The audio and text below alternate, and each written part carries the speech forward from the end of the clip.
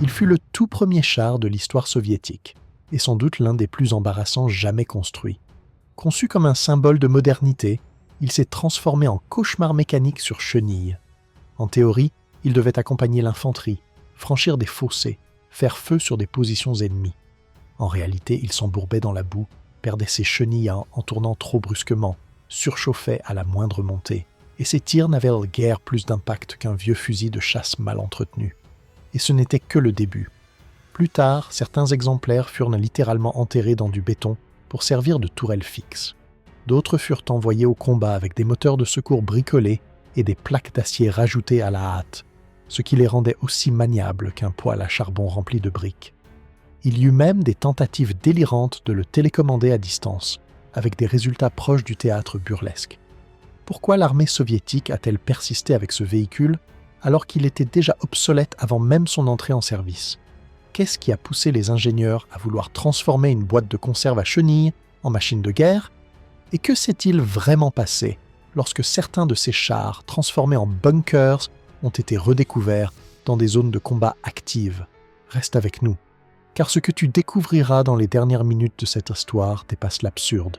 Un char qui aurait dû rester un prototype est devenu un monument roulant de l'acharnement bureaucratique, une ironie mécanique née d'une époque où l'acier valait plus que le bon sens. Lorsque l'armée rouge tenta d'évaluer son arsenal après la guerre civile, le constat fut glaçant.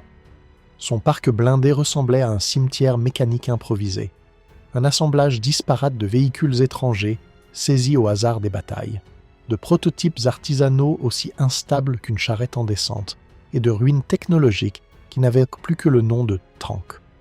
Aucun standard, aucune logistique, et surtout, aucun savoir-faire. C'est dans ce désert industriel que l'idée absurde, mais politiquement irrésistible, d'un char soviétique de A à Z prit racine. Faute de base technique, on fit ce que toute nation ferait en période de pénurie. On copia. Le modèle retenu était français, le Renault FT, petite boîte de métal sur chenilles, utilisée pendant la Grande Guerre. L'exemplaire dont héritèrent les ingénieurs soviétiques était dans un état tel qu'il relevait plus de l'archéologie que de la mécanique. Moteur manquant, transmission absente, tourelle à moitié fondue. Malgré cela, il servit de modèle, non pas à cause de ses qualités, mais parce qu'il était là. Les ingénieurs de l'usine Krasnoïe-Sormovo, plus habitués à produire des chaudières que des blindés, se mirent donc à démonter, deviner, reconstituer. Ils travaillèrent à l'envers, comme des horlogers essayant de recréer une montre avec des pièces rouillées et sans schéma. Ce travail donna naissance au Tank M, surnommé Renault russe. Il ressemblait vaguement à son modèle, mais en version plus lourde, plus lente, plus coûteuse. 15 exemplaires furent produits avant qu'on ne réalise qu'on avait simplement cloné un dinosaure mécanique déjà dépassé. Mais l'idée d'un char national n'était plus un projet, c'était une obsession. De là naquirent une série d'expérimentations nommées T6, T17, des désignations qui relevèrent davantage du fantasme que d'un plan industriel. À chaque fois, les prototypes étaient soit trop instables, soit impossibles à produire à grande échelle. Le principal ennemi n'était pas un adversaire extérieur, mais la gravité, la boue et l'absence totale de normes métallurgiques. Puis, au milieu des années 20, une commande précise arriva du commandement militaire. Un char d'accompagnement de l'infanterie, léger, simple, produit avec les moyens limités de l'industrie soviétique. L'objectif était presque poétique dans sa simplicité. Un blindé de quelques tonnes, protégé contre les balles d'infanterie, armé d'un petit canon capable de suivre un soldat au pas de course. On observa alors de nouveaux modèles étrangers, notamment le Fiat 3000 italien, évolution du Renault FT, plus compact, un peu plus moderne, mais tout aussi limité. Cette fois, les ingénieurs tentèrent une synthèse. Le résultat fut le T6, version raccourcie et allégée du Renault. Mais les tests révélèrent immédiatement ses défauts. Moteur surchauffant, boîte de vitesse capricieuse, vibrations incontrôlables. Il ne roulait pas, il luttait pour exister. Plutôt que d'abandonner, on rallongea le châssis, renforça la suspension, modifia le moteur. Ainsi naquit le MS-1, pour petit char d'accompagnement, connu aussi sous le nom plus technique et plus tristement célèbre de T-18. À la fin de l'année 1927, les essais officiels commencèrent. Le char avança péniblement sur terrain meuble, franchit des obstacles modestes, traversa un ruisseau peu profond. Tout cela avec l'élégance d'un poêle à charbon monté sur rail. Les résultats furent jugés acceptables, ce qui, dans le contexte de l'époque, signifiait surtout qu'il ne s'était pas complètement effondré. Ainsi, le T-18 fut adopté. Ce n'était pas une réussite technique, c'était une absence de catastrophe. Il ne représentait pas l'excellence soviétique, mais plutôt l'entêtement d'un système prêt à applaudir une boîte roulante tant qu'elle avançait dans la bonne direction. Le plus ironique, c'est que cet engin, censé incarner la modernité, trahissait à chaque virage son origine bricolée. Et pourtant, c'est lui qu'on envoya en première ligne de l'histoire. Vu de l'extérieur, le T-18 ressemblait moins à un char qu'à une caisse métallique montée sur chenilles par excès de confiance. Sa silhouette basse et trapue évoquait davantage un coffre-fort abandonné qu'une machine de combat moderne. Pourtant, il était équipé d'une tourelle pivotante, fièrement armée d'un canon de 37 mm. Sur le papier, cette arme devait soutenir l'infanterie. Dans la réalité, sa puissance se révélait surtout théorique. Les obus manquaient d'effet, la cadence de tir était lente, et le système de visée semblait conçu pour des cibles immobiles et coopératives. À cela s'ajoutait une mitrailleuse, d'abord du type Fedorov, puis remplacée plus tard par une DT-29, dont l'efficacité dépendait surtout de la patience de l'opérateur. Le blindage constituait une autre promesse fragile. À l'avant, l'acier atteignait péniblement une épaisseur d'environ 20 mm. Cela suffisait à arrêter des projectiles d'armes légères, à condition qu'ils soient tirés de loin et avec modération. Les flancs étaient des plus minces, le toit presque symbolique. Quant aux fentes de vision, elles semblèrent dessinées par quelqu'un qui n'avait jamais essayé de conduire un véhicule sous stress. Étroitement découpées, mal positionnées, elles offraient une visibilité si réduite que le conducteur devait souvent deviner le terrain plutôt que l'observer. À l'intérieur, l'absurdité prenait une dimension presque expérimentale. L'équipage se limitait à 2 hommes. Le conducteur devait maîtriser une direction capricieuse, tandis que le commandant cumulait les rôles de chef de char, tireur, chargeur et coordinateur. L'absence quasi totale de radio transformait toute tentative de coopération en exercice de langage corporel à base de fanions et de gestes approximatifs. Le compartiment de combat était exigu, mal ventilé et rapidement saturé de chaleur et de gaz d'échappement. Après quelques dizaines de minutes, l'habitacle devenait une sorte de sauna industriel où la concentration diminuait plus vite que les réserves d'air. Sur le plan mécanique, le T-18 relevait du compromis permanent. Son moteur, installé transversalement, développait environ 40 chevaux. Issu d'une production civile, il peinait à déplacer une masse pour laquelle il n'avait jamais été conçu. La transmission, reliée aux roues motrices arrière, réagissait avec l'humeur d'un mécanisme ancien, hésitant à chaque changement de vitesse. Sur route, le char atteignait théoriquement une vitesse proche de 16 km/h. En terrain accidenté, cette valeur devenait une ambition optimiste. La suspension reposait sur un système de ressorts hélicoïdaux et de leviers verticaux. Sur le moindre relief, le char se mettait à osciller violemment, donnant l'impression qu'il tentait de se désassembler en mouvement. Chaque bosse était transmise directement à la structure, transformant la progression en épreuve physique pour l'équipage. L'effet cumulatif donnait l'étrange sensation que le char avançait par saut nerveux, comme un appareil refusant obstinément la notion de stabilité. Un détail particulièrement inquiétant concernait le carburant. Le réservoir était installé à proximité immédiate du moteur, séparé seulement par une fine cloison métallique. Cette configuration faisait du véhicule un ensemble thermiquement optimiste où la moindre fuite pouvait transformer l'habitacle en piège brûlant. Les réparations sur le terrain relevaient de l'improvisation pure. Même les opérations d'entretien simples nécessitaient des outils rarement disponibles dans les unités, ce qui condamnait souvent les pannes mineures à devenir définitives. Entre la fin des années 20 et le début des années 30, plusieurs versions du T-18 furent produites. Les modifications restèrent modestes. Amortisseurs légèrement améliorés, échappements repositionnés, soudure renforcée. Aucune de ces retouches ne changea fondamentalement la nature du véhicule. Il s'agissait d'ajustements cosmétiques appliqués à une base structurellement faible. Même une tourelle modifiée, censée améliorer la ventilation, ne faisait qu'échanger un problème contre un autre, en réduisant encore l'espace déjà limité. Avec le recul, certains responsables comparèrent la conception du T-18 à celle d'une machine agricole armée par accident. Cette image n'était pas exagérée. Sous sa fine couche d'acier, il ne cachait ni innovation réelle ni potentiel d'évolution.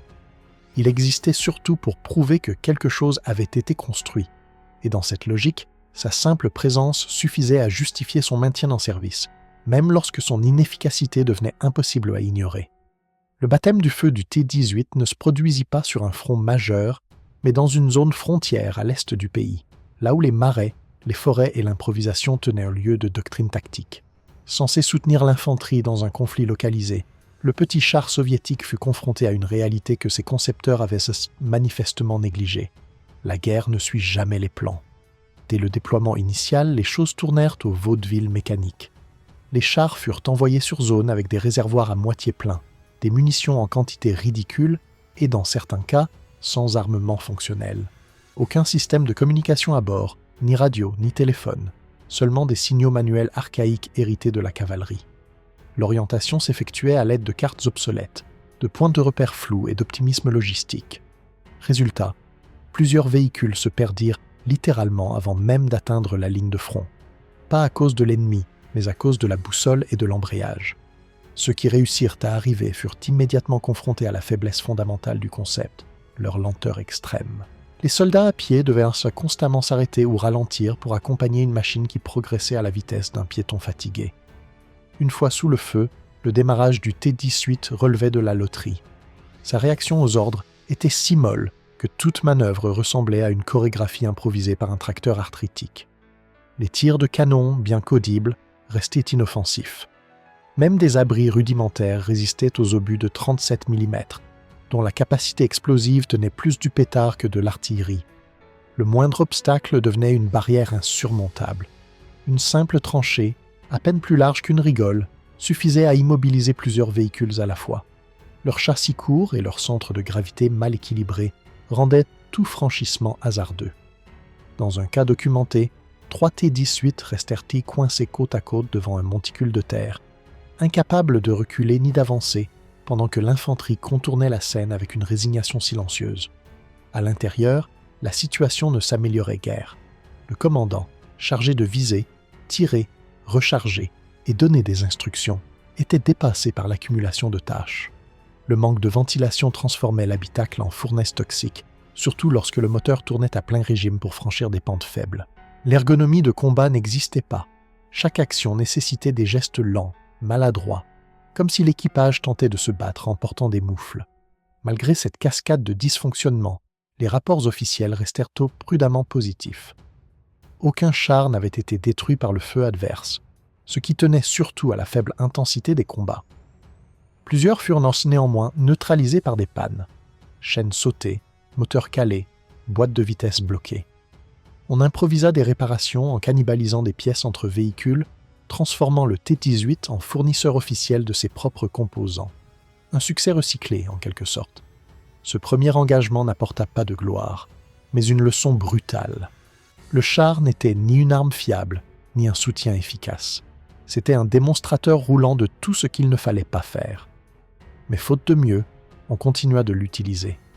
Non par conviction technique, mais par inertie administrative. Car dans l'armée soviétique du début des années 30, il valait mieux faire rouler un mauvais char que de reconnaître qu'on n'en avait pas de bon.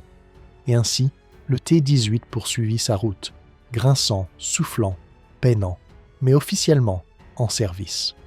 À la veille des grands bouleversements militaires de la fin des années 30, le T-18 était déjà un vestige roulant, une anomalie persistante dans un paysage technologique en pleine mutation. Son architecture rappelait celle d'un meuble hérité d'un oncle qu'on n'ose pas jeter, dépassé, branlant, mais encore debout. Son moteur civil recyclé, ses plaques rivetées à la hâte, son armement symbolique, tout en lui criait « dépassé ». Mais il continuait d'apparaître dans les inventaires par pure force d'inertie. Comme sa mobilité n'était plus suffisante pour suivre les unités modernes, on eut l'idée improbable de transformer certains T-18 en bunkers fixes. On les déchaîna, on retira le moteur, on découpa le plancher, puis on les enfouit dans du béton sur les lignes défensives, notamment celles appelées lignes UR. Les tourelles émergeaient à peine du sol, telles des capsules métalliques fossilisées. La stratégie était claire, faire feu depuis une position statique. Mais ce qui semblait logique sur le papier tournait rapidement à l'absurde sur le terrain. Le canon de 37 mm, déjà peu impressionnant sur un champ de bataille mobile, devenait risible une fois figé. Son angle de tir réduit, son faible pouvoir de pénétration et l'impossibilité de se repositionner faisaient de chaque tourelle un piège à obus en attente. Dans plusieurs cas, ces bunkers de fortune furent éliminés non par des armes lourdes, mais par des grenades lancées à portée de main. L'ennemi n'avait même pas besoin de réfléchir. Les cibles étaient visibles, immobiles et sous-armées. Malgré cela, des documents militaires continuaient de désigner ces structures comme des points de tir fortifiés, une terminologie qui dissimulait mal leur inutilité stratégique. Le T-18, même figé dans le béton, gardait son identité de véhicule dépassé. Il ne devenait pas un bunker, il restait un mauvais char, enterré. Quelques unités restées vaguement opérationnelles furent, par nécessité, remises en service au début du conflit mondial. Le besoin en véhicules était tel qu'on redonna vie à ce qui pouvait encore rouler. Quitte à bricoler des moteurs civils, à remplacer les chenilles par des pièces d'origine inconnue, à repeindre les blindages avec ce qu'on trouvait en entrepôt. Le résultat tenait plus de l'installation artistique que du matériel militaire. Il y eut notamment un cas où un T-18 fut chargé de protéger une petite passerelle. Sur le chemin, il perdit 2 fois sa chenille, surchauffa 3 fois et finit abandonné en plein milieu du pont. L'imagination ne manqua pas non plus pour exploiter ce char comme outil de propagande ou d'intimidation. Certains furent peints de manière voyante et disposés sur des collines ou à l'entrée de villages dans l'espoir de faire croire à une force blindée sérieuse. Ce bluff visuel ne trompa personne, sauf peut-être quelques corbeaux qui prenaient en ces carcasses pour des perchoirs officiels. Plusieurs rapports internes évoquent même des tentatives de renforcement artisanal. Dans un cas documenté, des plaques de béton furent posées directement sur le toit d'un T-18 afin d'en améliorer la protection. Le châssis, déjà à la limite de l'effondrement, ne supporta pas ce traitement. L'un des bras de suspension céda immédiatement, enfonçant le véhicule dans le sol comme une boîte de conserve trop remplie. Le blindé, censé défendre, s'auto-détruisit par surcharge, ironique, mais parfaitement cohérent avec son histoire. Ce qui frappait dans ses usages finaux, ce n'était pas tant la vétusté du matériel que la ténacité du système qui refusait d'admettre l'échec. Le T-18 n'était plus une arme, ni même un véhicule. C'était une idée fixe, un reliquat d'une époque où l'on croyait encore qu'un blindé pouvait être conçu comme un tracteur armé. Même dans sa version figée, repeinte ou délirante, il restait fidèle à lui-même, inadéquat, inconfortable, inefficace. La tentative de prolonger la vie du T-18 à l'aube d'une nouvelle ère technologique ne fut pas seulement un échec mécanique, mais une faillite conceptuelle. Ce véhicule tenait plus du bricolage obstiné que de l'innovation militaire. Sa structure rappelait celle d'un meuble bancal qu'on essaie de rafistoler encore et encore, en collant des planches par-dessus les fissures, jusqu'à ce qu'il s'effondre de lui-même sous le poids de ses rustines. Son design initial n'était pas le fruit d'une vision stratégique, mais plutôt le reflet d'un rejet de la complexité. Chaque composant trahissait une peur de l'audace technique. Moteur sous-dimensionné, châssis court, tourelle exiguë et blindage à peine capable de retenir un tir de carabine. Le char avait été conçu non pour la guerre moderne, mais pour donner l'illusion qu'une industrie existait. Et cette illusion, on la prolongea par tous les moyens possibles. Alors que d'autres nations adoptaient des suspensions à barre de torsion, développaient des radios fiables et optimisaient la coordination interarmes, le T-18 avançait encore avec une transmission qui gémissait à chaque changement de vitesse. Son moteur de 40 chevaux, à peine suffisant pour un véhicule utilitaire léger, peinait à dépasser les 15 km/h. À la moindre pente, il ralentissait comme une vieille chaudière montée sur roue, chaque vibration annonçant une panne imminente. Les comparaisons techniques étaient sans appel. Là où certains modèles occidentaux embarquèrent des équipages de 3 ou 4 hommes spécialisés, le T-18 persistait avec ses 2 malheureux occupants, surmenés, sourds et enfermés dans un compartiment aussi étroit qu'un placard métallique. Le commandant, seul maître à bord, devait tirer, viser, recharger et tenter de comprendre ce qui se passait à l'extérieur à travers des fentes dignes d'une boîte aux lettres. Dans un ultime élan d'optimisme, on tenta de décliner le char en version dite spécialisée. Des projets virent le jour. Un transport de munitions basé sur le châssis du T-18, une automitrailleuse blindée, un véhicule de commandement rudimentaire, voire une plateforme de téléguidage. Mais tout cela échoua sur le même mur, un espace interne trop réduit, une charge utile ridicule et une fiabilité mécanique en négatif. Dans l'un des cas les plus absurdes, on posa des plaques de béton sur le toit pour renforcer le blindage. La suspension s'effondra instantanément sous le poids, transformant le char en sculpture de métal enfoncée dans le sol. Même les ajustements tardifs, échappements redessinés, plaques supplémentaires, tourelles modifiées, ne firent que maquiller la réalité. On essayait de moderniser une machine dont la base datait d'un autre siècle. C'était comme installer un GPS sur une charrette en bois. Les améliorations s'annulaient les unes les autres, et chaque nouvelle tentative de mise à niveau soulignait davantage l'obsolescence du projet initial. Finalement, le T-18 ne fut jamais un blindé de combat. C'était un symbole d'acharnement, un manifeste en acier riveté de la pensée administrative qui préfère faire rouler quelque chose, n'importe quoi, plutôt que de reconnaître une impasse. Il n'offrait ni puissance, ni souplesse, ni valeur stratégique. Ce qu'il livrait, en revanche, c'était une démonstration parfaite de ce qui arrive quand l'ingénierie se soumet au dogme. Un cercueil mobile pour l'espoir technologique. Jusqu'à la fin, même cloué dans le béton ou traîné en arrière-plan de combats modernes, il conserva son identité fondamentale. Non pas comme une arme oubliée, mais comme une preuve persistante que l'échec peut rouler sur chenille, lentement, bruyamment et contre toute logique.